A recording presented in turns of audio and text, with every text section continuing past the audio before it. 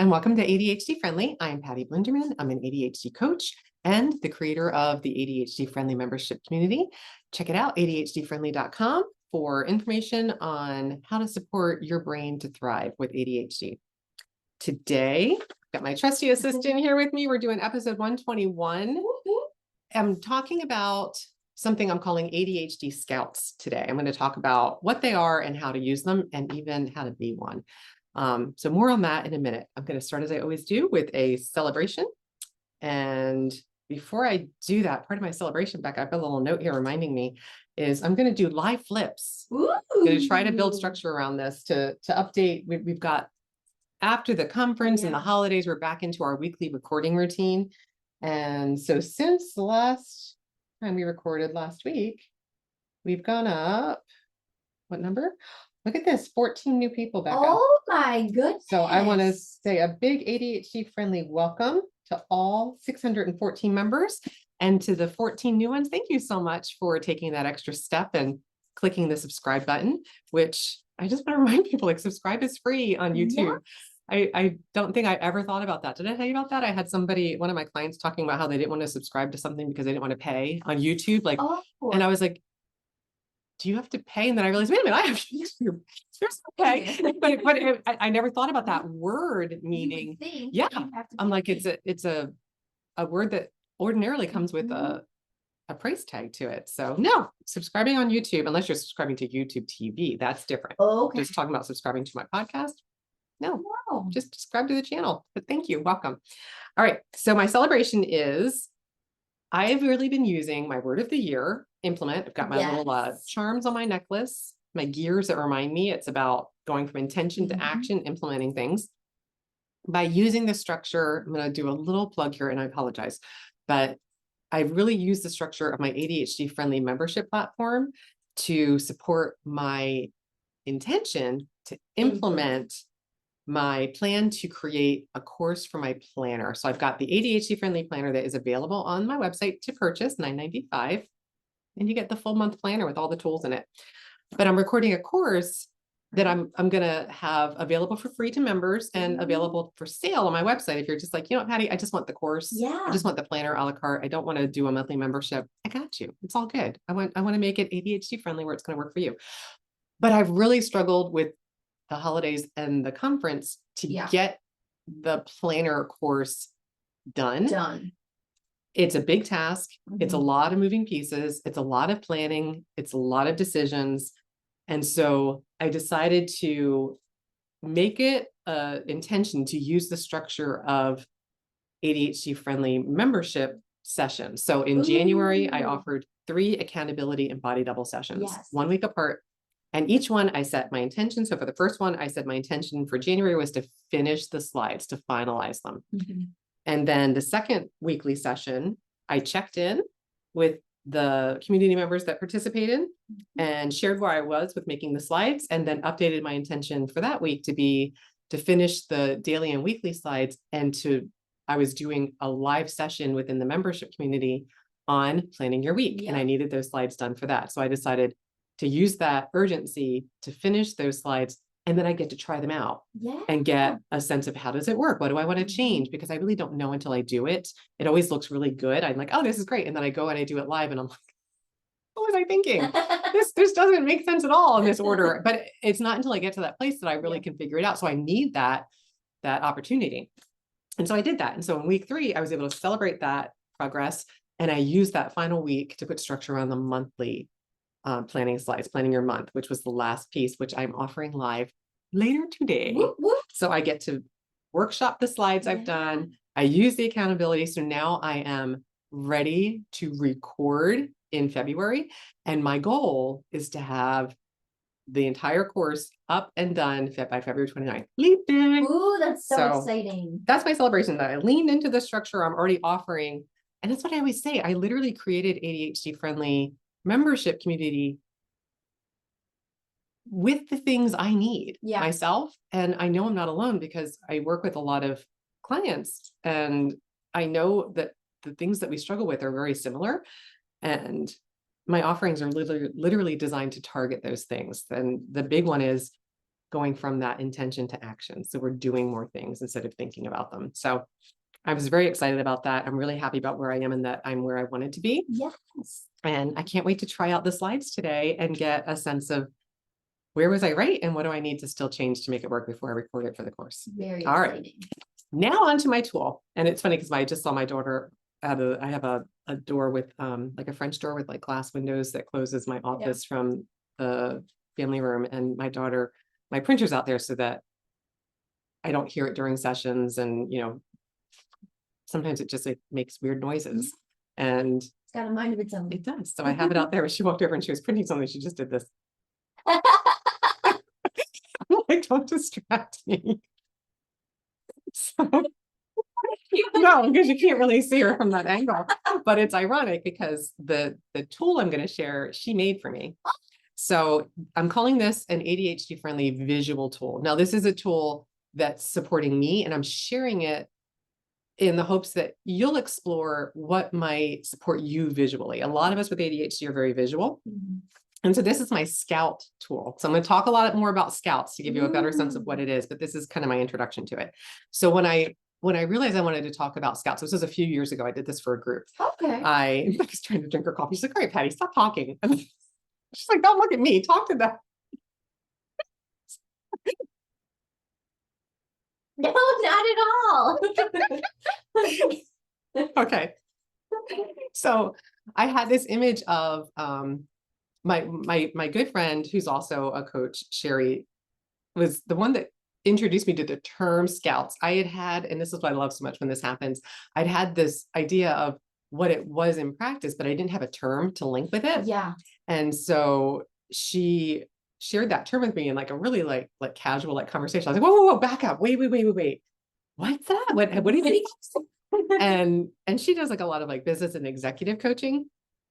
And she was talking about how like Scouts, like, like people that can like look out ahead and see where you're going. And so, a lot of us think of Scouts as like talent Scouts or like sports Scouts that are going out. Right. Yes. I'm going to talk about it in terms of what I'm calling an ADHD Scout, because that was how it resonated for me, because we were doing a business group together.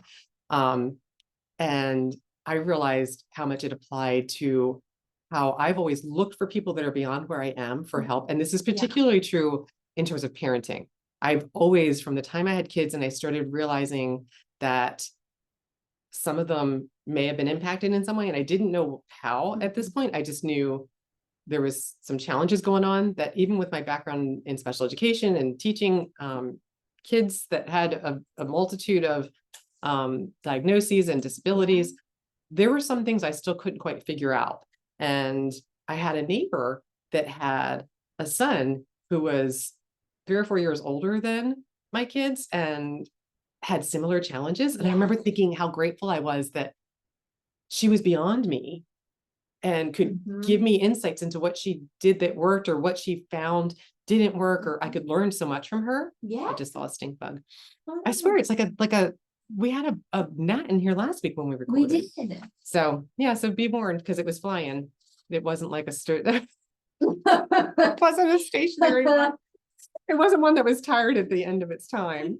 Sorry, Becca. But anyway, the way I visualized it was having someone that's kind of like looking ahead. And also I realized I could help people that were beyond, that were still coming up the path from where I've already traveled. And so I asked my daughter if she could make something, because I visualized it almost like, building on hilltops. And so I asked her if she could make me an image that kind of shows, people looking ahead, looking behind to get that support that they need as a Scout. And so she did. So I'm going to show my initial sketch. This is what she did for me. And it literally, it took the image in my head and turned it into something that I could look at and immediately connect with somebody that's here is ahead, and they're able to kind of support this person that's behind, but this person here can support this person that's looking ahead. We all have something to offer. That's really right. cool. And so it's an image that helps me remember, if I'm stuck, who could I scout, for that might be beyond this, and I've already done this before, so I don't have to reinvent the wheel. And also, is there an opportunity I have to, it's one of the reasons why when I get on calls with people, like a meet and greet about individual coaching, a lot of times I feel like the conversation, I'm able to provide some resources and insights and information because of my experience, that even if we don't end up working together, I hope that there's some value that you've gotten from that Yes. call. Hello, friends. I'm ADHD friendly girl. Are you overwhelmed, unmotivated, run down? Do you stop before you start? The answer to your challenges can be found at ADHD Friendly. ADHD Friendly is where we make the doing easier. Join ADHD Friendly today and start tilting the playing field in favor of your ADHD brain and start thriving. ADHDfriendly.com, where intention meets action. That leads me to my topic, Scouts. So let's dive into it. So I'm like looking, I'm like, hey, ask my daughter to draw me a picture. I already talked about that.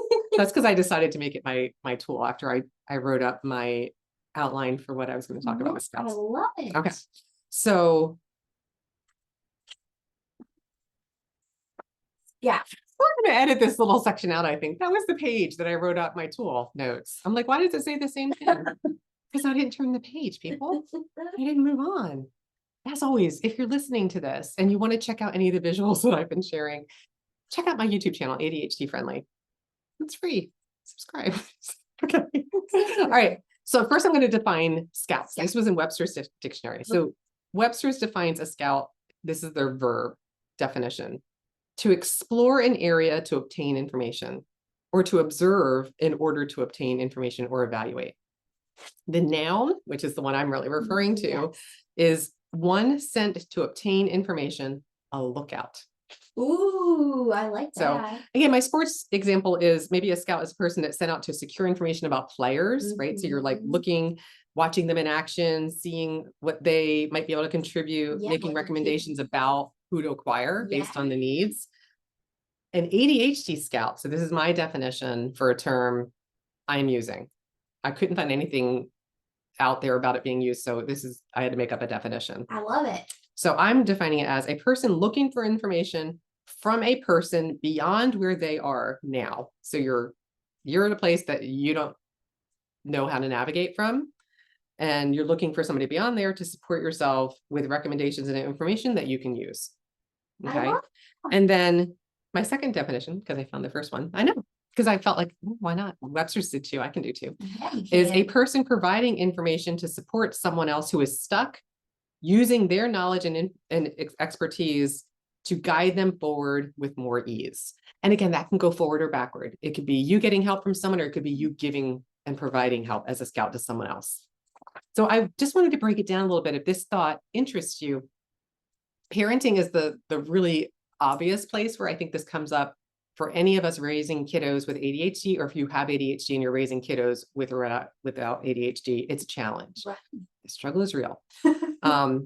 And what I wanted to really highlight is it's a game changer if we look at it as an opportunity to connect and to ask for help.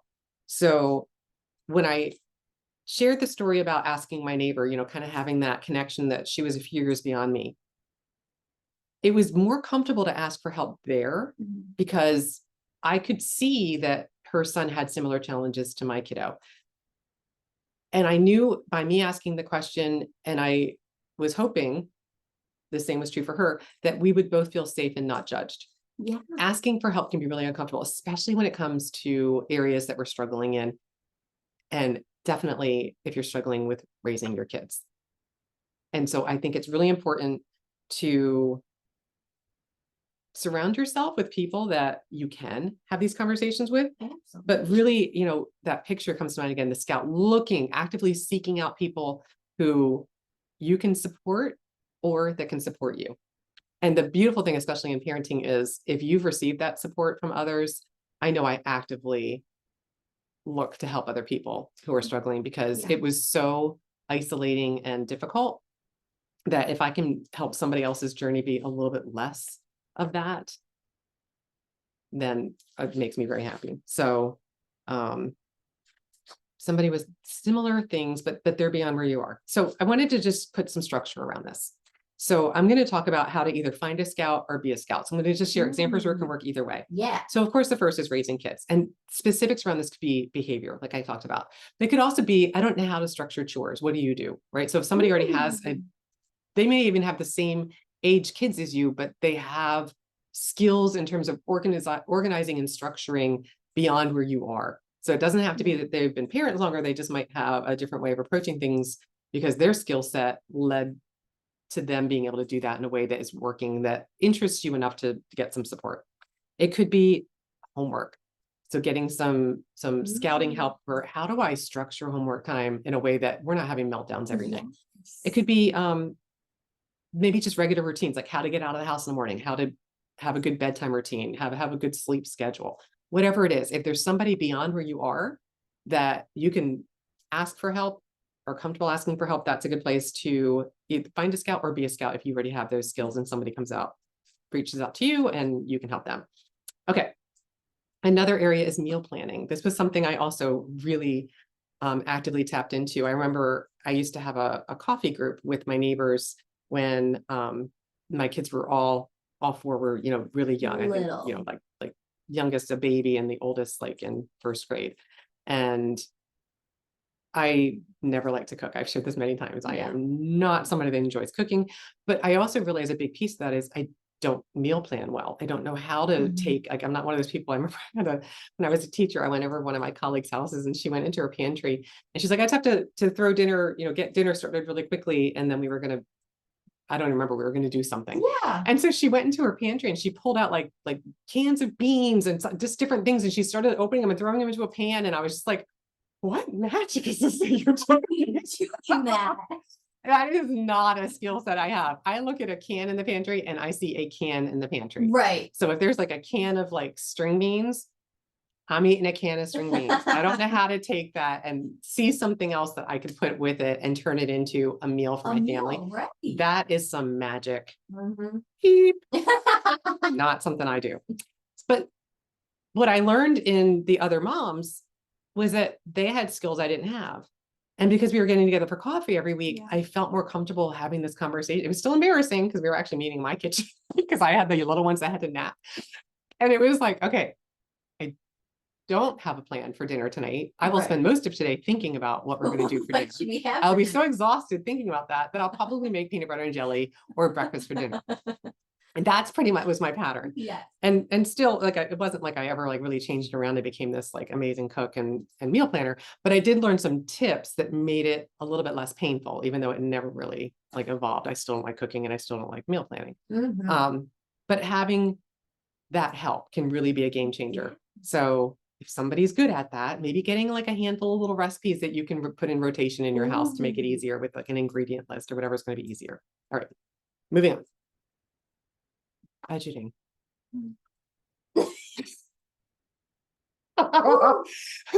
Okay. I really know in my work, I'm my 12th year of coaching, and this is a topic that comes up very frequently. All the time. It's an area that those of us with ADHD struggle almost universally. And I have to say, the one individual client I had that did not struggle in this area was really because it was like a hyper focus on it. Like it was almost like a holding on so tightly that almost uncomfortable. Like, no, I'm not buying that one pack of gum because it was a very all or nothing kind of thing, but in the way that it made sure that there was always enough money because it wasn't being spent.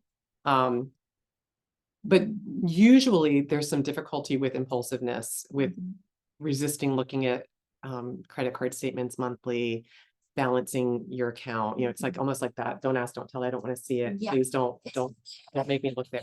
So I say that, and that's why I laugh, because I know that it can be a charged topic, and especially as adults, there can be a lot of shame attached to that, where we might get into that self-talk before we even say it to somebody else, whether it's real or not. We might feel the perception that we're going to be judged. Like, are you kidding me? You're not doing blank.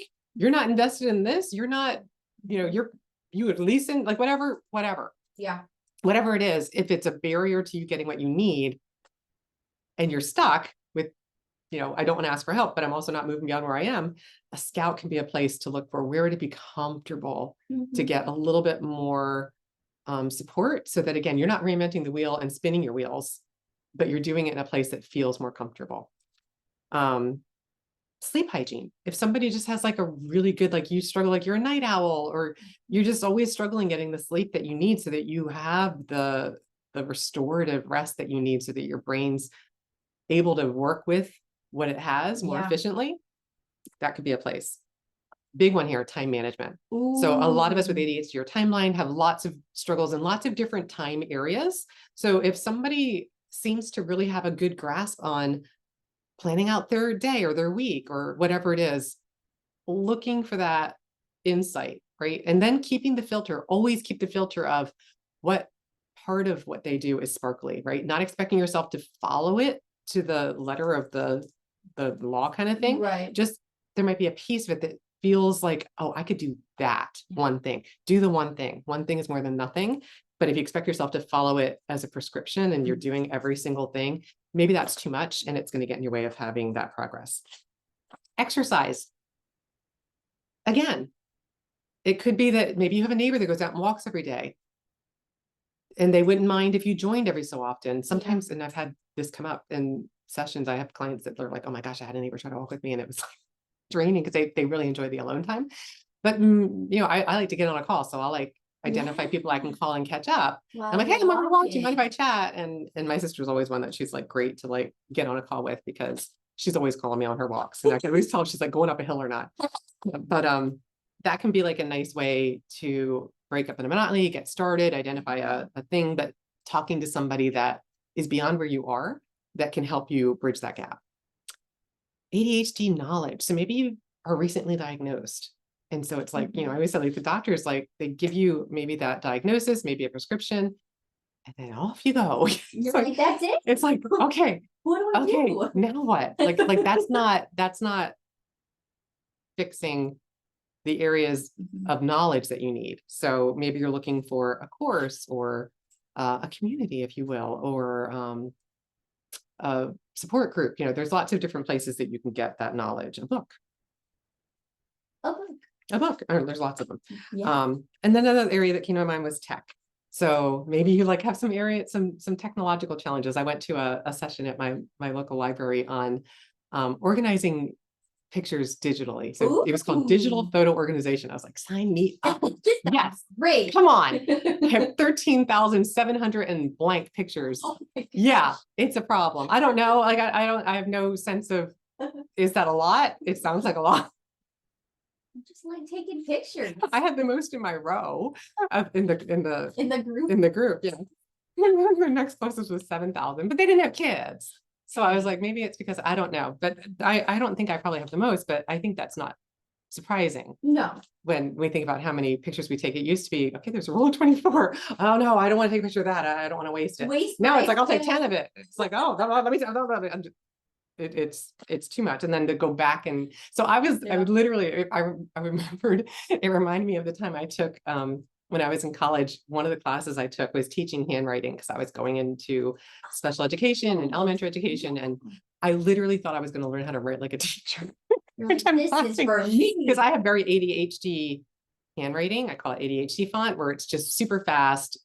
It looks like a doctor, kind of just really like the pausing to write in really clear, forming your letters completely.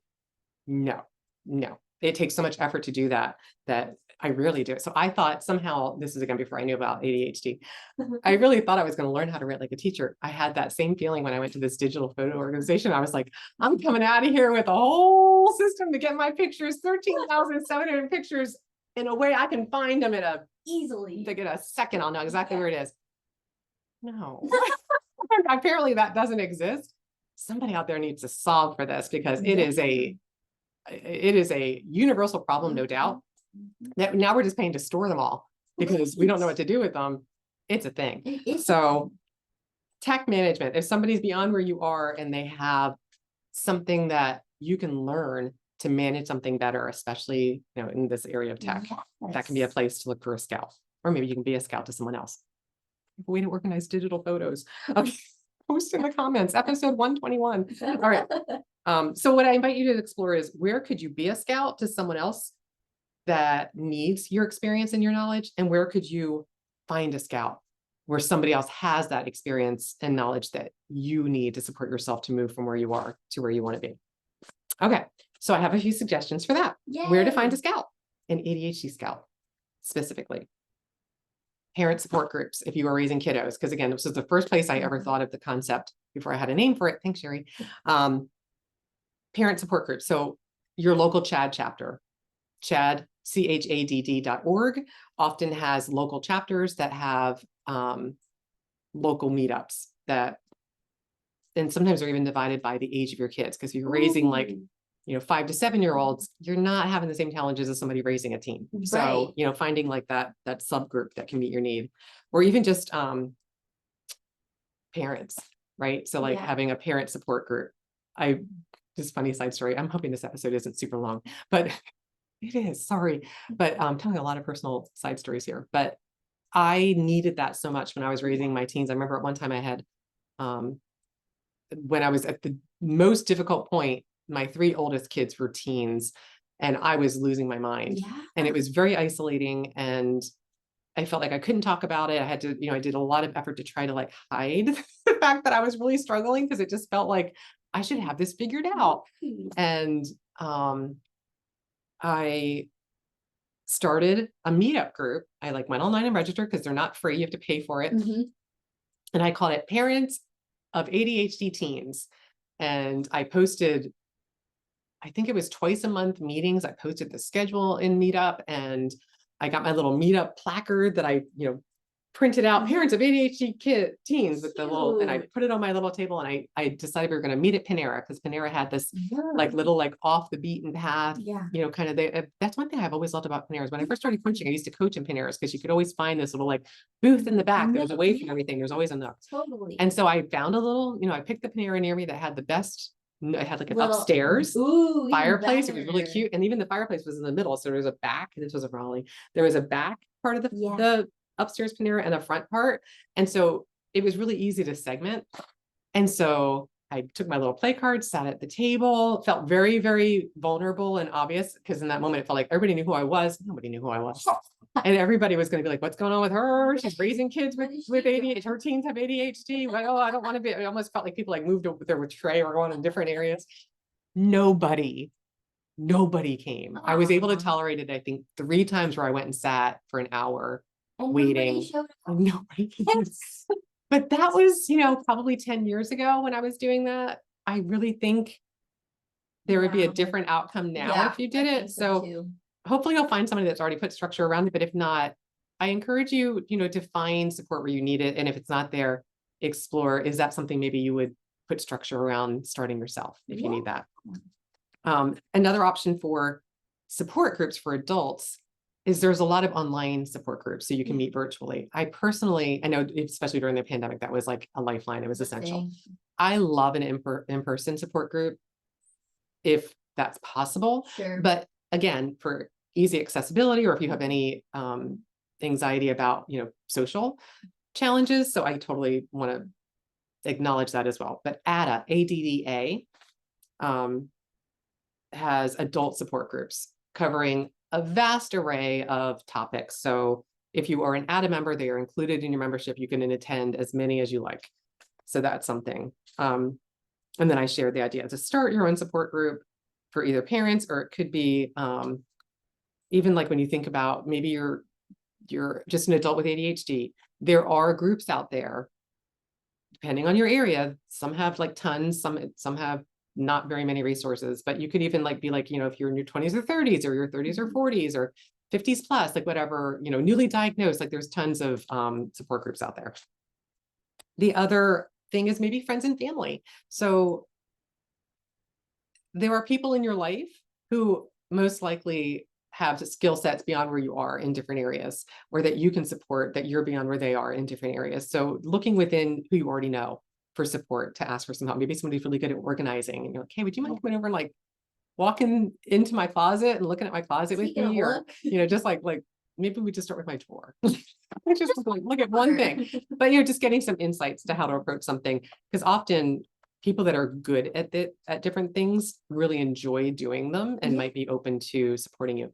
But again, keeping in mind, is that person somebody that it would be comfortable getting that support from? Because if you feel like you'd be judged, it's going to get in the way, and that's not a good fit for a scout. A scout has to be somebody that you're comfortable being yourself and asking for what you need without feeling like you're going to be judged. Yeah. Because that's not an ADHD scout. No. And then finally, I offer the ADHD friendly community. If that's something that interests you, I am offering a 50% off coupon. I didn't tell you I was doing this. I created it for this episode. So I'm offering, if you've made it this far into this podcast, which is also why I'm offering it at this point, because I know most people do not listen to an entire episode. So if you're still listening, I'm a little bit more comfortable plugging the membership community here. 50% off the first month with coupon code. And Becca's going to put it up when she edits, so you can see it. Yes, I will. It's A as in apple, F as in friend, 50 off, OFF. Ooh. AF 50 off. Get 50% off your first month. If you don't like it, cancel. It's super easy. Super easy. But you'll get access to all of the live events. You'll get access to all of the videos that are stored in there from previous live events, as well as the planning tools in the ADHD friendly planner. They're individual tools. It's not the full complete planner itself. It's the individual tools, but they're all in there. So you can access them included in that membership. Okay, that's it. Again, this was episode 121, where I just shared information with my little scout tool and how you can look for one or be one, depending on where you are and what you need. If you had experience with this, whether or not you called it an ADHD Scout, please post in the comments. We'd love to hear. We all learn from each other, and I would love to hear other examples of where you've either been one or received help from an ADHD Scout. And then I wanted to share, and Becca, I forgot to bring the book in. Dang nabbit. That's okay. I'm still going to share. I am reading. Oh. I know. I've been trying to read The Lord of the Rings, the first ring, The Fellowship of the Ring. Yeah. Since my son was in 7th grade and he read it.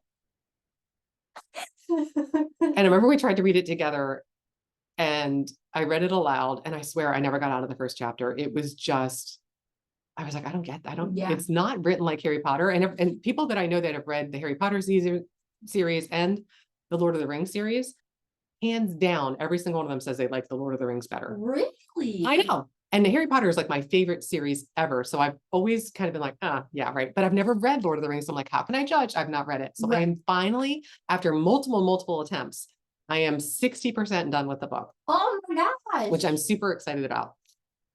I am into it. I'm not like, oh my God, I can't wait to pick it up, because it takes effort. I literally said to my son recently, I said, did you really read this in 7th grade? Because this is so not written for kids. Right. Harry Potter was written for kids. This was totally a book written for adults. From page 1. It is not an easy, and I've seen the movies. Yeah. It is not it's not paced quickly. Like it's kind of like lots of description and lots of planning the journey. I'm like, literally, I was like halfway done with the first book, and I was like, they haven't even basically like literally Legolas came in and it was 54% of the book, because I'm reading it on my e-reader. Yeah. And at that point, and it told me it was 54%, and I was like, 54% of the book, and he's just now coming in. Come on now. But it is really, really good. There are a lot of description, a lot of character development that of course can't happen in the movie. So I am really enjoying it, and I am confident I'm going to finish it, which is the only reason I'm talking about it, because up until I reached that over halfway point, I was like, I don't know. But I've never even gotten through the first 3 chapters before. She's yawning now. I've gone too long. Sorry. Okay. My bad. All right. Now I'm going to end with my, so I wanted to give a thumbs up. Lord of the Rings, Fellowship of the King. Not sure I'm going to keep going with the other 2 right away. It's pretty deep, dense. I don't know if I'll hit my reading goal if I keep with it. But you're doing it. Right now, I'm just committed to the first one. And then I'm going to watch the first movie again. Ooh, that I know. It is sparkly. All right. So now I'm at my quote of the podcast episode. Quote of the, I don't know. Quote of the day? But it's not, because I only do one Quote of the week. Quote of the week. Quote of the week. Gosh, that took me a long time. I've got to go really around the bend there to get there. So this is from the Excellent Advice for Living book by Kevin Kelly. Here is the quote. It doesn't matter how many people don't appreciate you or your work. The only thing that counts is how many do. Ooh, I like I that. like that Yeah. because really the work that we do is Mhm. for the people that we mean to serve, Right. right? So to the 614 subscribers, thank you. Thank you so much. I hope that there was something in here that you found helpful. I invite you, as always, to take what works for you, leave the rest behind. It doesn't help us to pick up and carry baggage that isn't serving us. So let it go if there wasn't anything that you need. But if there was something helpful and you're interested in sharing, again, episode 121. So that's it for this episode. I hope to see you soon. Until next week, tally ho.